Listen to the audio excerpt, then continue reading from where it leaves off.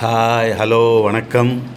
இன்றைக்கி திருப்பதி திருமலை ட்ரிப்பு. 2 பேருமே 6 மணிக்கு சரியாக காலையில் எழுந்து புறப்பட்டு நேர பஸ் ஸ்டாண்டுக்கு போனோம். அங்கிருந்து திருப்பதி வண்டி ஏறி திருப்பதிக்கு சென்று திருப்பதியிலிருந்து திருச்சானூர் டெம்பிள், முதல்ல திருச்சானூர் டெம்பிளில் அம்மனை தரிசனம் செய்து கொண்டு அங்கிருந்து மறுபடியும் திருப்பதிக்கு போனோம். அங்கே திருச்சானூரில் பத்மாவதி அம்மன் வெள்ளிக்கிழமையாக இருந்ததுனால பயங்கரமான கூட்டம். அங்கே பூக்கள் வாங்கி கொண்டு அங்கிருந்து டெம்பிளுக்கு போயிட்டு டெம்பிளில் தரிசனம் செய்து கொண்டு எப்படியோ பயங்கரமான கூட்டம்.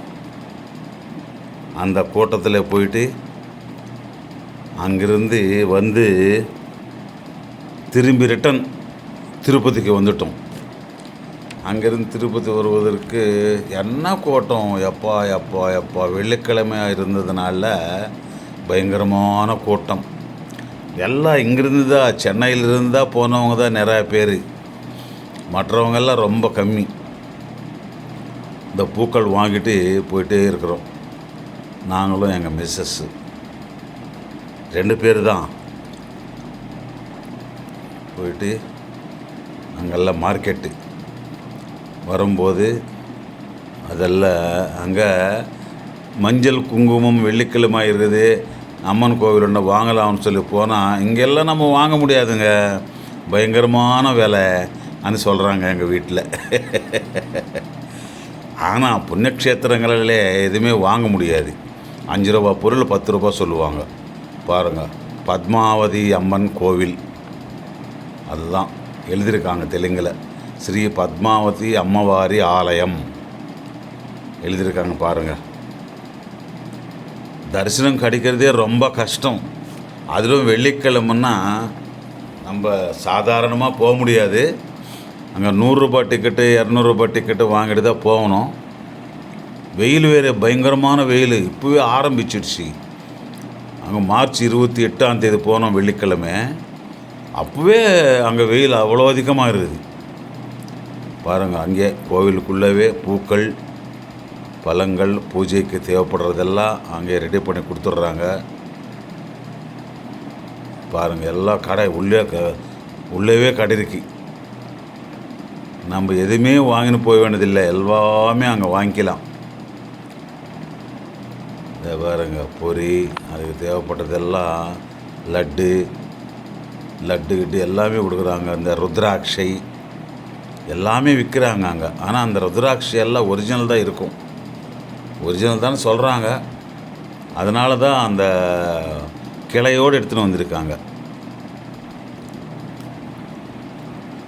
பாருங்கள். பொம்மைங்க எல்லாம் டாலர் செயின் எல்லாம் ஒரிஜினல், எல்லாம் தங்கம் மாதிரியே இருக்கு.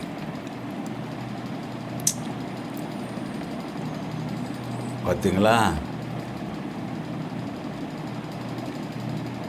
எல்லாம் புக்கு விற்க இவங்களே ஜாஸ்தி அதிகமாக இருப்பாங்க. புக்கு விற்கிறவன், பூ விற்கிறவன் இவங்க தான். இந்த லட்டு கவுண்டருங்க அங்கே வேறு திருவித மாதிரி லட்டு கவுண்டர் இருக்கு. கடைசியில் வரும்போது அந்த கேட் அண்ட் இருக்கு அந்த ஆஃபீஸு, அங்கே உள்ளே போய் நம்ம லட்டு வாங்கிக்கலாம் 2ஆம் நம்பர் கேட்டில். அதான் அந்த ஃபேனில் வருது, அதுதான் ஆஃபீஸ் பாருங்கள். இந்த 2ஆம் நம்பர் கேட்டில் வெளியே வர்றாங்க பார்த்தீங்களா? அங்கேருந்து வந்து அங்கே பூ வாங்கின இடத்துல செருப்பு விட்டுட்டு வந்தோம். இந்த செருப்பு போட்டுக்கிட்டு நீட்டாக பஸ் ஸ்டாண்டு. அங்கே என்னடா ப்ரைவேட்டு பஸ்காரனுங்க வேறு உயிர் வாங்குறானுங்க, எங்கள் பஸ்ஸில் ஏறுங்க. இத்தனைக்கும் 5 கிலோமீட்டர் கூட இருக்காது அது.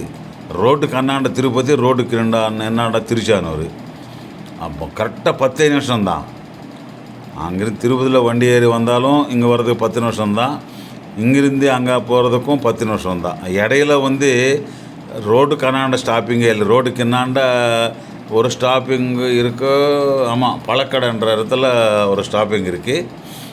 அதுக்கப்புறம் கோவில் தான். பஸ்ஸில் ஏறி உட்காந்து டிக்கெட்டு வாங்கிட்டு ஆளுக்கு 20 ரூபா டிக்கெட்டு. 20 ரூபா டிக்கெட்டு வாங்கிட்டு நேராக திருப்பதி பஸ் ஸ்டாண்டுக்கு போனோம். ஏறி உட்காந்தா தெரிஞ்சுது, அவ்வளோதான். உடனே இறங்கிட்டோம். அந்த பைபாஸ் ரோடு கர்நாடகா பார்த்திங்களா, வந்துட்டோம். Yedukondalu bus station, Ezhumalaiyan bus station, Yedukondalu bus station. அந்த சிவப்பாக இருக்கிற வண்டி ஏசி வண்டி பாருங்கள். நம்மளால் திரும்பி பார்த்தா நேராக அங்கே தான் போகிறாங்க. ஏசி பஸ்ஸில் தாங்க முடியல வெயில். அவ்வளோ சுமார் ஒரு 12 இருக்கும் டைமு.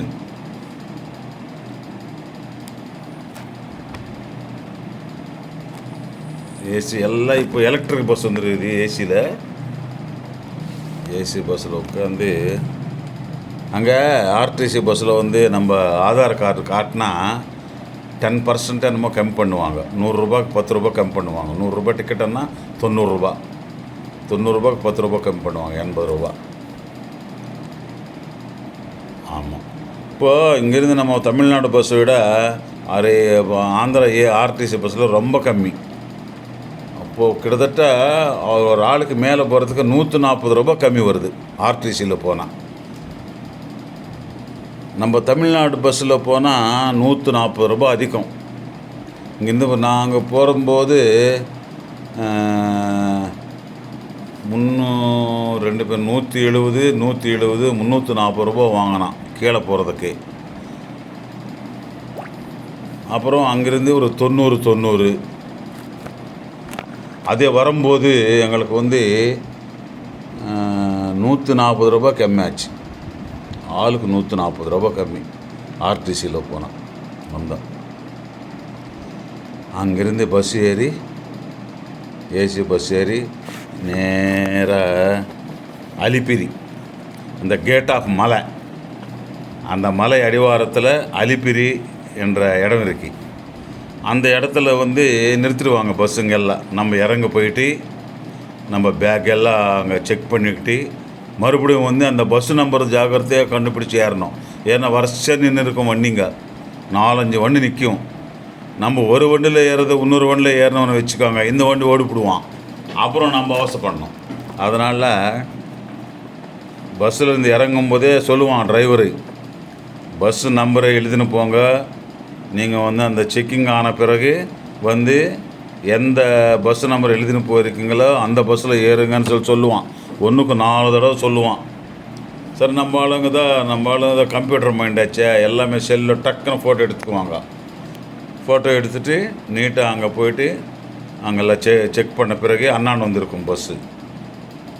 அதில் நம்ம ஏறி போயிட்டே இருக்க வேண்டியது தான். அதில் அங்கே பார்த்திங்களா ஃபவுண்டெயின்ஸு, அந்த நடந்து போகிறதுக்கு வழி அங்கிருந்தான். அலிப்பிரி வரைக்கும் பஸ்ஸில் கூட வரலாம், லோக்கல் பஸ்ஸில் கூட வரலாம். 30 ரூபாய் நம்ம சார்ஜ் பண்ணுவாங்க. அங்கேருந்து நடக்கட்டணும்.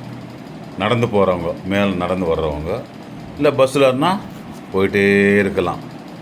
அங்கே செக்கிங்கை முடிச்சுக்கின்னு மலை மேலே போகிறதுக்கு பார்த்திங்களா அந்த ஆஃபீஸு. ஆமாம், பார்த்திங்களா வர்றாங்க பாருங்கள். இதான் கிளம்பி போயினே இருக்குது பஸ்ஸு. மலை மேலுக்கு முதலடி.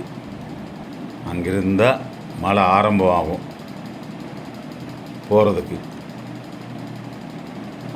ஒரு வழி, வரும்போது ஒரு வழி. போகிறது என்னமோ இப்போது இந்த பக்கம் போவோம் லெஃப்டில், வரும்போது அந்த ரைட் சைடு போயினே இருக்கிறோம். இப்போது அந்த மலையிலே ஏறி போகும்போது ஃபஸ்ட்டில் பீஷ்ம வனம், இது பார்த்தீங்களா, அதுதான் பீஷ்ம வனம் சொல்லி போர்டு போட்டிருப்பாங்க. நம்ம இறங்கெல்லாம் போக முடியாது. இந்த போர்டு பார்த்துட்டு ஓஹோ இது பீஷ்ம வனமா நினைக்கிறோம். அப்புறம் கொஞ்சம் தொலைவு போன பிறகு இது இந்த மாதிரி செடிங்கெல்லாம் இருக்குது பார்த்தீங்களா, அது அம்பரீஷ வனம். பார்த்திங்களா இந்த செடி, அந்த செடியெல்லாம், அந்த செடி இருக்கும்போது அம்பரீஷவரம். அம்பரீஷ வனத்திலிருந்து இன்னும் கொஞ்சம் தொலைவு போனால் தூர்வாச வனம்.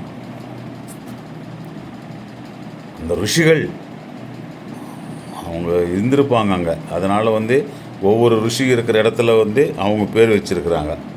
இது தூர்வாச வனம். அதுக்கப்புறம் வேமன வனம். பார்த்திங்களா, இதெல்லாம் வேமன வனம். இந்த வேமன வனம் முடிஞ்ச உடனே கபிலவனம். கபிலவனம், இது கபிலவனம். இதெல்லாம் முடிச்சுட்டு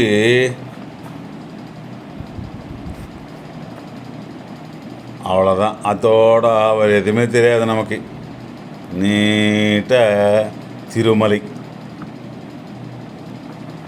வந்துட்டோம். பார்த்தீங்களா, திருமலைக்கு அடைந்தோம். அவர் தான் அன்னமாச்சாரியார். வெங்கடேஷ் பெருமாளுக்கு பாட்டெல்லாம் பாடினவர் அவர். அன்னமாச்சாரிய கீதங்கள்,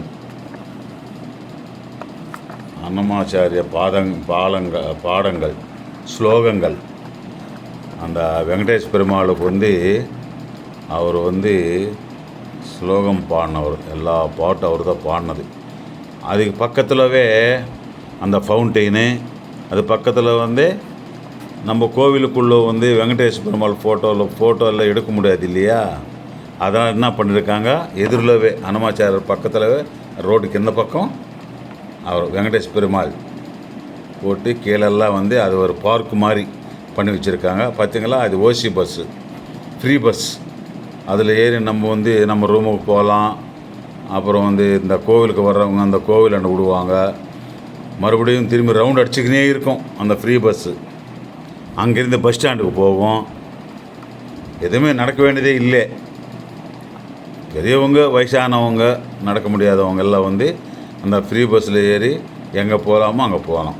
24 மணி நேரம் ஓடிக்கினே இருக்கும். வண்டி ரன்னிங்லேயே இருக்கும். 2-3 வண்டி இருக்குது. ஒரு வண்டி போனால் ஒரு வண்டி. ஒருதான் பெருமாள். வெளியெல்லாம் உள்ள கேமரா அதெல்லாம் அளவு இல்லையா.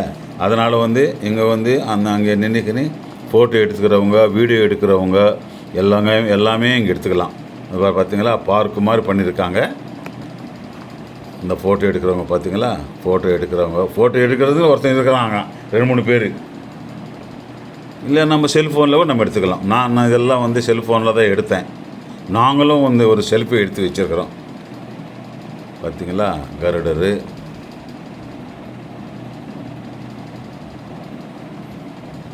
வெங்கடேஷ் பெருமாள். சேம் இதே மாதிரி தான் இருக்கும் உள்ளே கூட. அந்த பார்த்திங்களா, அந்த வனத்தில் பூக்கள், பூச்செடிகள், இந்த வனம் மாதிரி. அப்பா எவ்வளோ காத்தோட்டமாக, அவ்வளோ அழகாக. ஆஞ்சநேயர் அந்த பக்கம் கருடர், இந்த பக்கம் ஆஞ்சநேயர். நடு மையத்தில் வெங்கடேஷ் பெருமாள். இது நாங்கள் 2 பேர், நானும் எங்கள் மிஸ்ஸஸ்ஸு 2 பேர். அங்கேருந்து கிளம்பி நீட்டாக அங்கே வரும்போது செருப்பெல்லாம் விட்டுட்டு செல்ஃபோன் எல்லாம் அங்கே பிடுங்கிடுவாங்க. பிடுங்க மாட்டாங்க, நம்ம கொடுத்துடணும். ஏன்னா உள்ள அளவு கிடையாது. அதனால் இந்த ஃபோட்டோ இந்த வீடியோ எல்லாம் எடுத்துகிட்டு செல்ஃபோன் அங்கே கொடுத்துட்டேன். இந்த உள்ள இது அதாவது அந்த கோவிலுக்கு முன்னாடி அந்த படிக்கட்டு இறங்கி போகும்போது இந்த மாதிரிலாம் செங்கு, சக்கரம், நாமம் இருக்கும். அது லைன் வர்றது. கோவிந்தா கோவிந்தா கோவிந்தா, ஒரே கோஷம். பார்த்திங்களா, அது லைன். அது அந்த கம்பியில் போட்டிருக்காங்களே, அந்த லைனில் போய் தரிசனம் பண்ணுறவங்க. அதான் கோவிலினுடைய இது. கலசமில் வச்சுருப்பாங்களே என்ட்ரன்ஸ், முகத்வாரம், சிம்மத்வாரம். அதான் தெரியுதுங்களே, அது சிம்மத்வாரம். இந்த இடத்துல தேங்காய் இந்த பார்த்திங்களா, அந்த இடத்துல தேங்காய் எல்லாம் உடச்சிட்டு, உள்ளே எல்லாம் தேங்காய் எல்லாம் உடைக்கிற அளவோடு கிடையாது இல்லையா. அதனால் நம்ம தரிசனம் பண்ணிட்டு இங்கே தேங்காய் உடைக்கணும். அந்த தேங்காய் உடைக்கிற இதில் தான் கரெக்டாக ஆஞ்சநேயர் சுவாமி இருப்பார். அதெல்லாம் சுத்தம் பண்ணி பெரிய அவ்வளோ ஹைட்டில் இருப்பார். அதெல்லாம் பார்த்தீங்களா, அது அது அங்கேருந்து அப்படியே நடந்து போகணும். அப்படியே நடந்து போனால் அந்த எதிரில் ஆஞ்சநேய சுவாமி கோவில். ஆமாம், பெருமாள் முகத்வார எதிர்த்தில் ஆஞ்சநேயர் சுவாமி.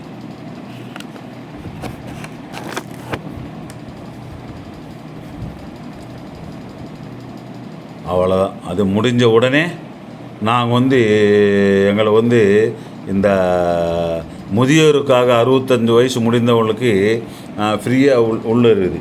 அங்கே அந்த நேரத்தில் ஒரு 1000 பேருக்கு டிக்கெட் கொடுப்பாங்க. 3 மாதத்துக்கு முன்னாடியே நம்ம புக் பண்ணிக்கணும். 3 மாதத்துக்கு முன்னாடியே புக் பண்ணிட்டோம்னா அந்த டேட்டில் போயிட்டோம்னா கரெக்டாக 1:30 உள்ளே போயிடணும். போன உடனே சாப்பாடு நல்ல தயிர் சாதம், சாம்பார் சாதம் சூப்பராக இருக்கும். ஆமாம், சாப்பிட்டு ஒரு 1.5 மணி நேரம் உள்ளே இருக்கணும். 3 மணி கரெக்டாக எங்களை நேற்று 2:45 விட்டாங்க. நம்மளை விடும்போது அந்த 300 ரூபாய் டிக்கெட்டு, இந்த ஃப்ரீ தரிசனங்களை யாரும் விட மாட்டாங்க. ஓன்லி சீனியர் சிட்டிசன்ஸ் மட்டும்தான் அலவுடு அந்த நேரத்தில். ஏன்னா அவங்க தான் மேலே விழுந்துட்டு இவங்களை இது பண்ணுவாங்கன்னு சொல்லி இவங்களை மட்டும் தனியாக 1000 பேர் 1000 டிக்கெட் கொடுப்பாங்க டெய்லி. முன்னாடி காலையில் 10:30 மணிக்கு இருந்தது, மத்தியானம் 1:30 மணி 2 டைம்ஸ் இருந்தது. இப்போ அதனால் காலையில் மத்தியானம்ல அவங்க காசு கொடுத்து வாங்கினவர்கள பிரேக் ஆகிடுதுன்னு சொல்லி ஒரு நாளைக்கு ஒரு தடவை தான். அது 1:30 மணிக்கு போயிட்டால் 3 மணிக்கு விடுவாங்க. 3 மணிக்கு போனால் ஒரு 3/4 மணி நேரத்தில் 3:45 வெளியே வந்துட்டோம். அவ்வளோதான், 3/4 மணி நேரம் தான் சல்லுன்னு விட்டுருவாங்க. 3/4 மணி நேரத்தில் தரிசனம் பண்ணிட்டு கரெக்டாக வெளியே 4 ஆகிடும் மணி. காஃபி கீஃபி சாப்பிட்டு லைட்டாக டிஃபன் ஏதாவது சாப்பிட்றதா இருந்தால் சாப்பிட்டு கரெக்டாக 4:30 மணிக்கெல்லாம் நம்ம பஸ் ஸ்டாண்டுக்கு, இல்லை 5 மணிக்கு, 4:30 மணிக்கு ஒரு வண்டி இருக்குது, 5 மணிக்கு ஒரு வண்டி இருக்குது. ஆர்டிசி பஸ் மேலேருந்தே ஏறிட்டோம்னா டைரெக்டாக சென்னை இறங்கிடலாம். நான் கரெக்டாக 5 மணிக்கு ஏறினா 9:15 கொண்டு விட்டான் மெட்ராஸில். 9:30 ஆகிருக்கும், கரெக்டாக 9:30 ஆகிருக்கும். அவ்வளோதான், அவ்வளோ ஈஸியாக இருக்குது. லட்டு இருக்குது பார்த்தீங்களா, சூப்பராக. நமக்கு தனியாக கவுண்டர் இருக்குது, அவங்க ஈஸியாக வாங்கிக்கலாம். அவ்வளோ ரஷ்ஷனும் கிடையாது. 14வது நம்பர் கவுண்டரு. அதில் வாங்கணும்னு இல்லை, எந்த கவுண்டரில்